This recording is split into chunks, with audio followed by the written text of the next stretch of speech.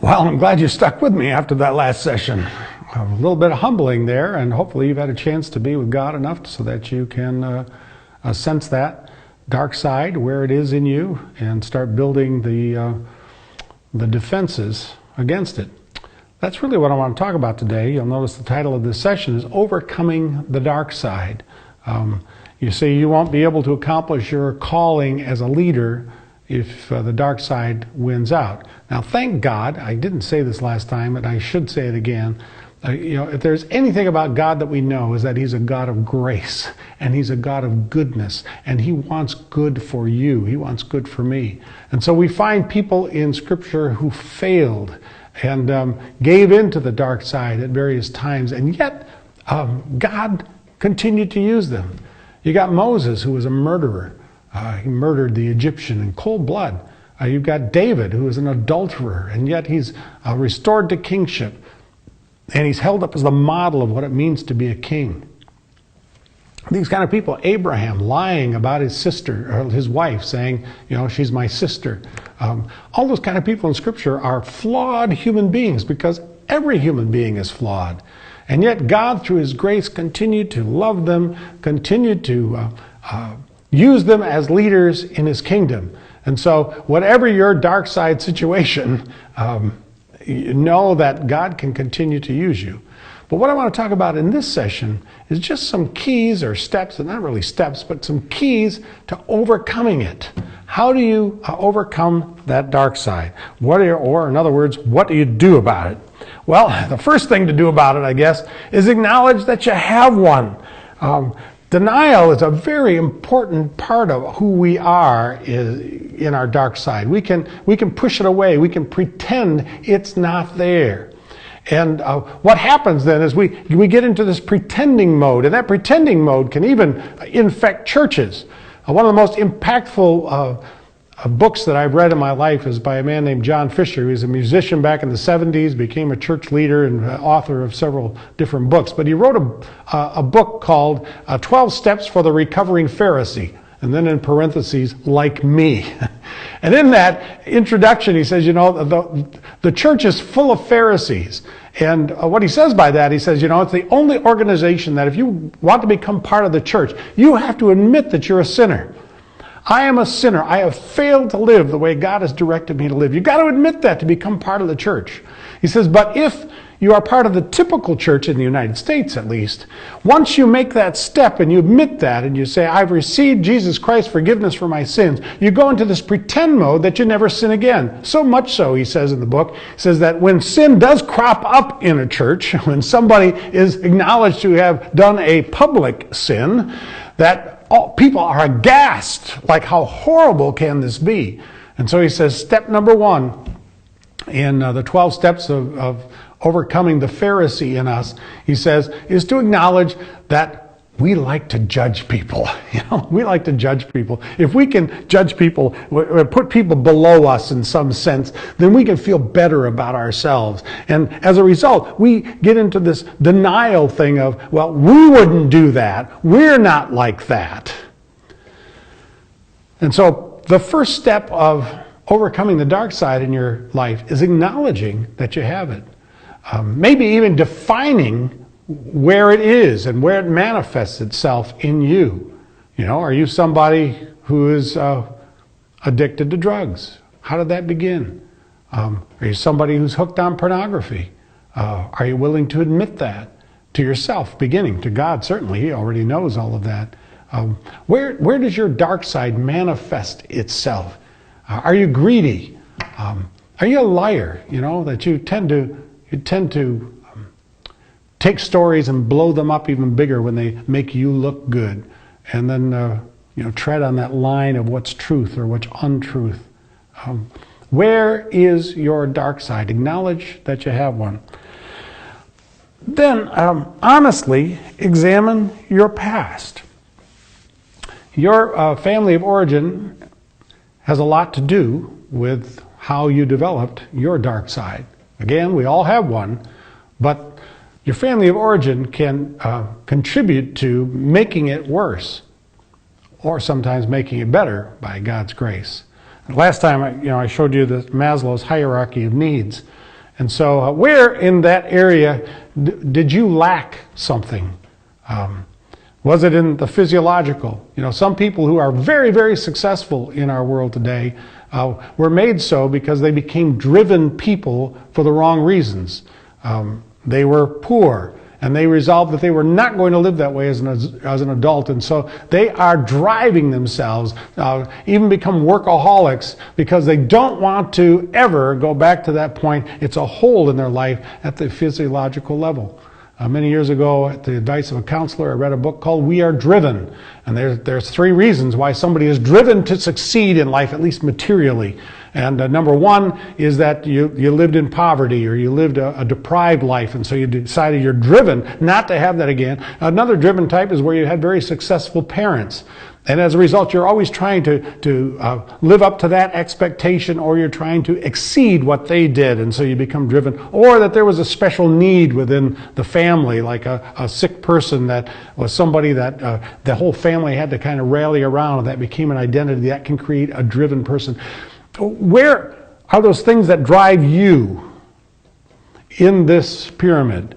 Like you say, you could be driven to material success because of a physiological situation. You could be driven to material success because of security.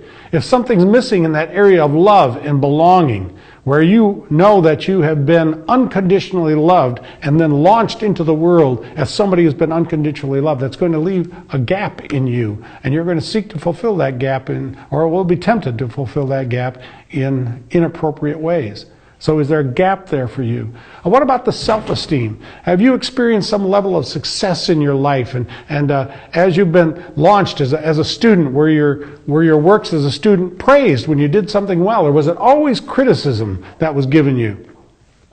When you did something in your home, was it praise that you received? Or was it always criticism? Was it always the cut down? Is that an area where you are lacking? Or is in the self-actualization area that you've tried things and you failed, and you failed, and you failed, and you failed? You've been fired from jobs, and as a result, you're just that acceptance of others and respect of others is lacking. So where is it? Where in this? Examine your past. Look at your past honestly and try to identify where those holes are. Now, you may need the help of a counselor to do that well. I thank God for a couple of them in my life, men who were able to help me look at myself in ways I'd never looked at myself before, and understand how I became who I became as I sought to understand what had happened to me, and also, build into my life appropriate ways of experiencing acceptance. And so I thank God for men today who are in my life, who provide some of those areas where I've got a gap, a hole, and they are able to help me see that and help me fill that, because I know that I am loved by these men. They tell me that, and they tell me that regularly. So where is it for you? If you need a counselor, get one. It will be well worth the investment you make in that regard. And many churches have a practice, or many organizations have a practice where they will help pay for that. And so I just want to encourage that, but take an honest look at your past and how it may have affected you. Resist the poison of unrealistic expectations. Now, studies of clergy in the United States have indicated that many of us are people pleasers. I'm not the only one. Many of us need the approval of people, and so we go into ministry for approval. And then we find that the expectations are just huge. And we begin to realize we can't meet them. I'm reading from a survey that was recently done, an extensive survey of pastors in the United States. 72% of pastors in the United States report working between 55 to 75 hours per week. Can you imagine? 84% of pastors feel they are on call 24/7. 65% of pastors feel their family lives in a glass house and fear they are not good enough to meet other people's expectations. 65%. 78% of pastors report having their vacation and personal time interrupted with ministry duties or expectations. In other words, you're on vacation and you get the call that somebody in the church died and you've got to come home right away. 65% of pastors feel they have not taken enough vacation time with their family over the last 5 years. You know, you can't go away because you're so needed. You can't take that break. 28% of pastors report having feelings of guilt for taking personal time off and not telling the church. 35% of pastors report the demands of church denies them from spending time with their family. 66% of church members expect a minister and family to live at a higher moral standard than themselves. That's always a fascinating one as far as expectations. 75% of pastors report significant stress-related crises at least once in their ministry. 52% of pastors feel overworked and cannot meet their church's unrealistic expectations. 54% of pastors find the role of pastor overwhelming. 35% of pastors battle depression or fear of inadequacy. 81% of pastors have been tempted to have inappropriate sexual thoughts or behavior with someone in the church but have resisted. And here's just a couple more.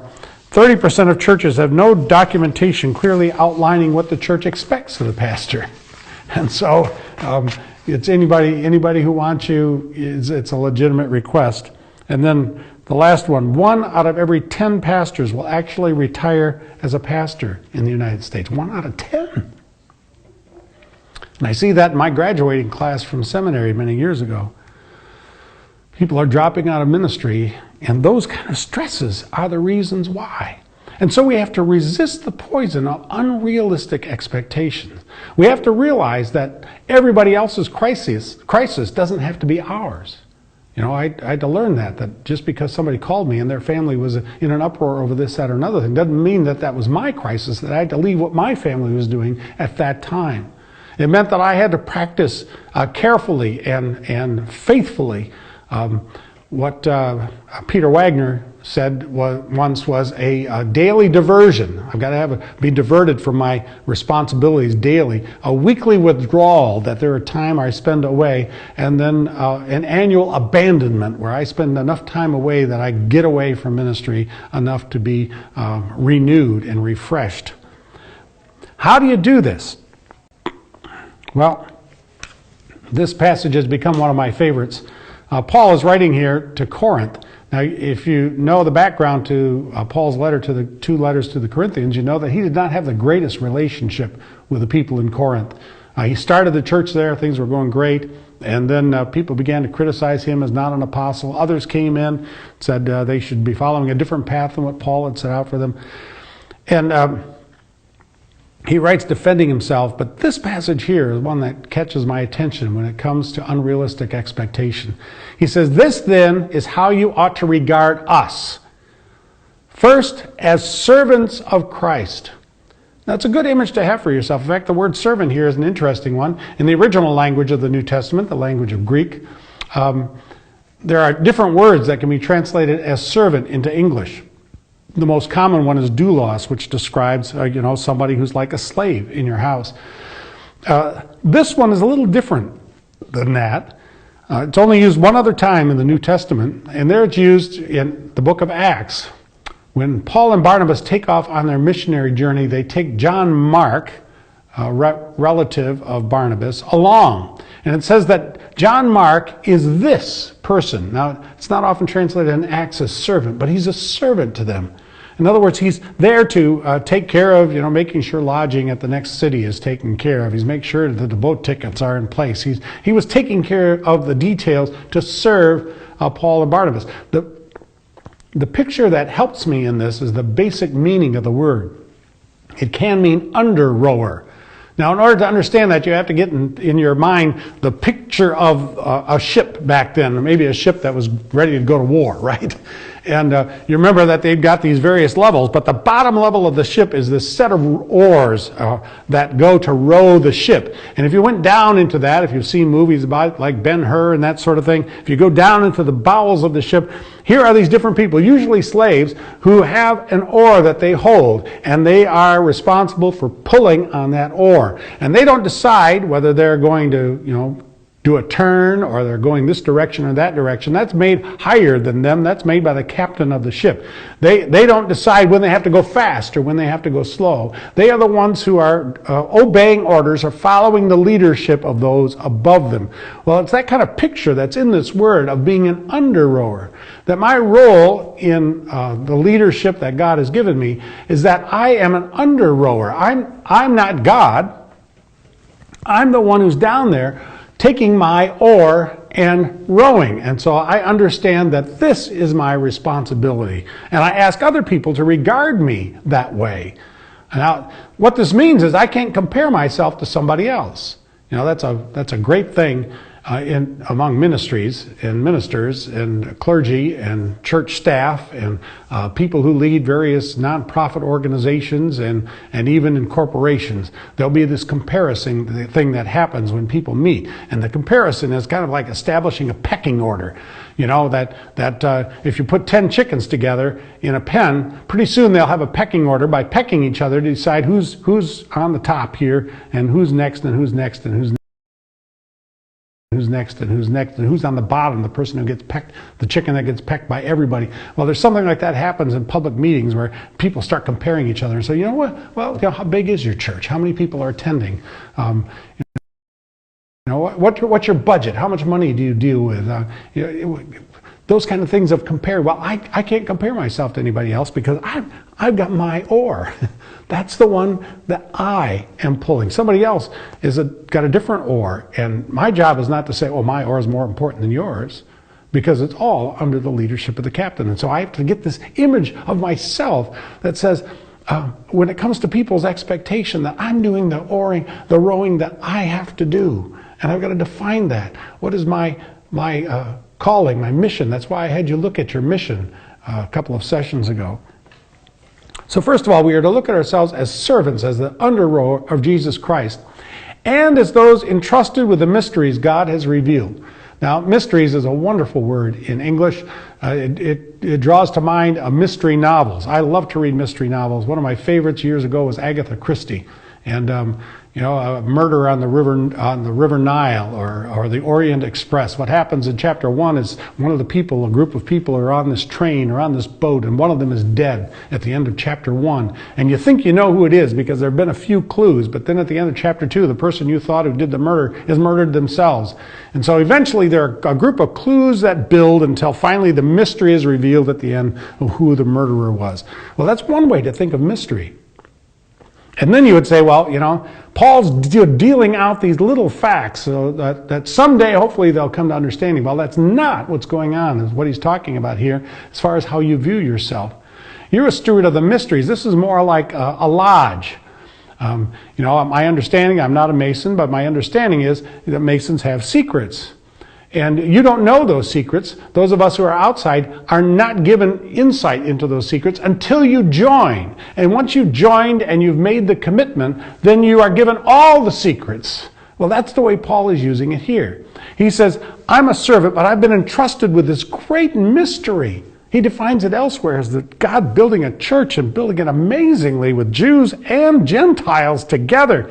And this incredible story of grace, that it's not how you perform that makes God loves you, but it's simply the gift of His grace and His mercy to you that create His love in you. That's an incredible mystery. And he says, now it's required that those who have been given a trust must prove faithful. In other words, He's seeking to prove faithful as he rows, as he's a steward of this mystery. He's been given this message to give out to other people, and he's been given this charge to build churches various places. But then he says, I care very little if I'm judged by you or by any human court. Indeed, I do not even judge myself.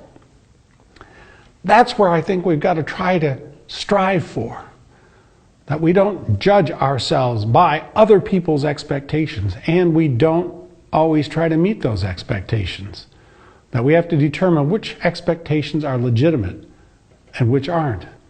I can't solve everybody's problem, especially as a church grows or a ministry grows or an organization grows. You as a leader are going to be able to solve fewer and fewer problems. And eventually you'll just wear out. Find that with Moses, right? We looked at Moses as a leader way back early on in this series of classes. And that wonderful time with Jethro, his father-in-law, comes along and says, you're not doing good. Moses was listening to every case, every complaint, every problem. Said, you've got to divide this up and ship it out to other people. And Moses created a wonderful organization that allowed the people to move forward effectively toward the promised land. So you've got to fight this unrealistic expectations. Resist the poison of it. It's going to come after you, especially if you're a people pleaser. Resist it. Fourthly, develop spiritual disciplines in your life. Prayer is important.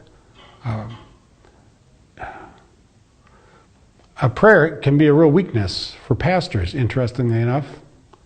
In a study that was done of pastors several years ago now, they found that pastors pray on the average 7 minutes per day. We're so busy, right? And we get up in the morning and we're running and we get a telephone call in the middle of the night. We're just sometimes too busy to pray and too busy to take the time out to connect with the captain, the one who's our leader, the one who's the shepherd whom we shepherds follow. Prayer is an important discipline to develop. Bible study, important discipline. Not so you can make sermons, but so that you can hear yourself. I developed in one stage of my life in trying to increase my spiritual disciplines, I developed identified several preachers that I liked to listen to because they were so much unlike me. I wasn't going to use their stuff in sermons. But I would listen to them because it would feed my soul. And so I would spend time in silence and solitude. That's another spiritual discipline. I'd spend a day where I would go out to a monastery right near where I live here, and I'd spend a morning or a day just alone, just spending time with God. And part of that day I would set aside just to listen to a message or two and reflect on what it means for me. Recently I had the wonderful gift of spending a week by myself. Just spending the days out hiking in the woods, walking by the river, just spending time letting my soul be restored. Spiritual disciplines. Now there are others. Journaling, meditation, spending time to actually think through things under God's guidance and learning what Christian meditation is. It's gotten a bad rap because of Eastern religions and their form of meditation, but meditation is a scriptural principle. We read about Isaac in the Old Testament in the book of Genesis, that he went out to the field in the evening to meditate, to think through things, to think through his relationship with God. The more of these that you practice, the more effective you're going to be in overcoming the dark side. Now, silence and solitude, I have one man who is my accountability partner, and he knows every weak part of my soul. I share with him almost everything. He is my spiritual partner. And that's another step, to have one or two, maybe three people with whom you are honest. Maybe a group of people. Some people are doing it in accountability groups now, where they come together and they share and they pray for each other. But he's my partner. I was talking to him at one point about silence and solitude, because that's a difficult thing for me. I tend to be more on the extroverted side of the scale, as I shared before, and so I like to be around people, and I process things verbally, and so I like to talk with people, and so to spend time in silence and solitude can be a challenge for me. But my good friend, one time as we were talking about his discipline in that, was saying, he said, every good idea I've had over the last 10 years, and he's a powerful leader, said came out of a time of silence and solitude, where he took 1 day per month just to go out and spend 6 to 8 hours walking with the Bible, with maybe a good book to read, but that he was withdrawing from the tension and the stress of his job in the world in order to listen to God again. So disciplines, but partners. Book of James says that, right? Chapter 5, confess your sins to one another that you may be healed.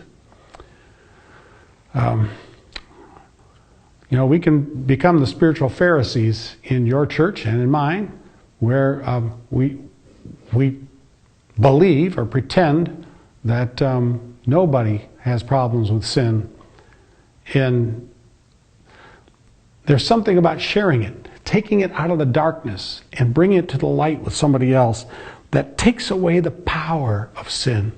And so developing some spiritual partners, people with whom you can share yourself, share the things you are struggling with, people with whom you develop a trust level to know that they're going to love you and they're going to help fill some of those need things in your life. But you can tell them anything, and that you can have them praying for you about areas where you want to be held accountable, that you can identify areas where you want to be held accountable.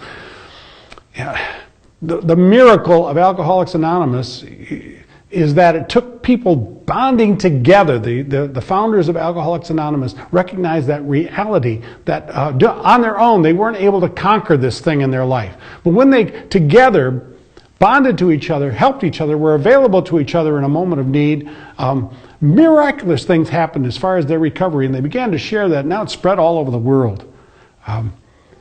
It all begins with this idea: there are some people who are for you, they're in your corner, you can share with them, and you know that they will receive you, they won't judge you, but will continue to hold you accountable where you need to be held accountable, and will encourage you in the good things. So, spiritual partners, an important part of overcoming the dark side.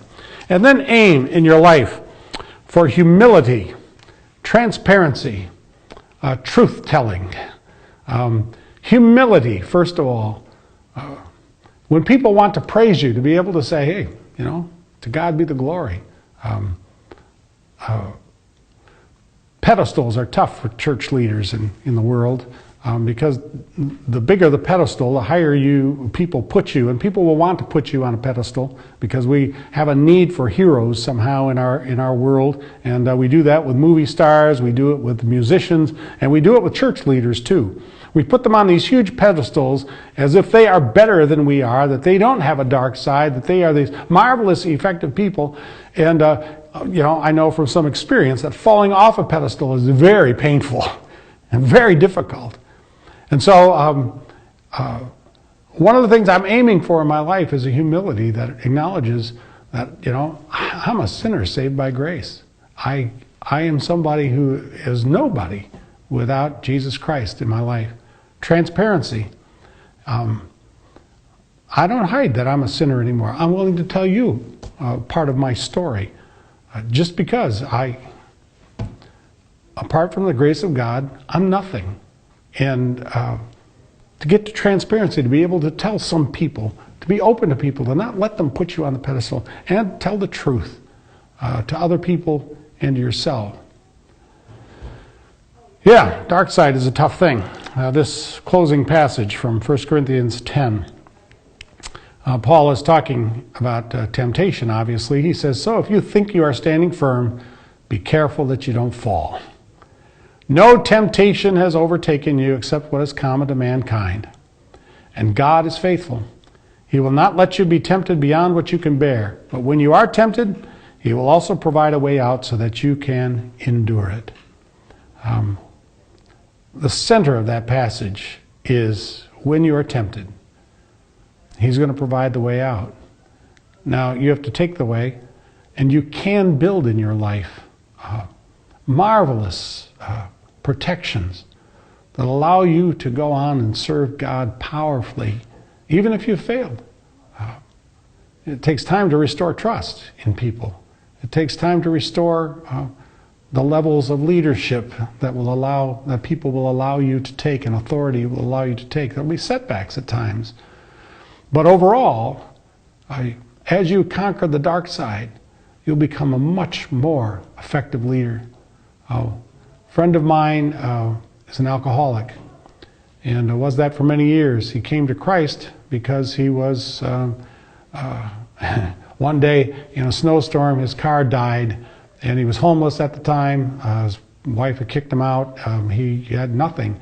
And he ended up walking in the snow to a little tiny town that was just off the freeway where his car had broken down. And he ended up at the post office, knocked on the door, and a woman came out and said, boy, you look terrible. And he said, well, I need to call somebody to get my car. He was trying to get to a mission in a nearby town. And this woman said, I think you need this, and gave him a little book that was just the promises of God. And that started him on a path toward conquering alcoholism. As he says, it's never conquered. It's there every day, but he faces it every day. And he has become a leader in the church and in the business world where he's thriving. It can happen. It can happen that we become people who don't pretend anymore, but are willing to call God's people to transparency with each other, and so that we're not Pharisees, but we're all growing together as people who are all broken somewhere. Somewhere we're all broken. But by God's grace, he's taking us and he's instating us in places where the kingdom can grow, and it needs our gifts and our learning and our ability. And so I want to encourage you. As we're going to be moving on now to culture, I want to encourage you to get connected to your dark side in a way that you understand it and you put these kind of things into practice so that it doesn't do you in. There's a principle in warfare. As long back as the Civil War, it became obvious, but it was noticed before that. And that is, if you're going to be an effective battler, what you should do when you've got your army over here and their army is over here is you don't just shoot indiscriminately. You're trying to shoot at the leaders, the officers on the other side. In the Civil War in the United States, that became very obvious. And so officers often would ride back and forth on horses, and they just became target practice for some of these people on the other side. Because they knew that if you could shoot the officers, the leaders, you would have a greater impact that would lead to victory. Because these people then, the soldiers, the general run-of-the-mill soldier, would be leaderless. So they wouldn't know where they were going or how they would get there. And as a result, you had a greater chance of victory. Well, know that the enemy desires to take down leaders because it will have a greater impact for victory for his side. And so I'm calling you in the name of Jesus Christ to know him well and to know yourself well, so that you are victorious, and the glory will be to God one day for what he does in you and through you.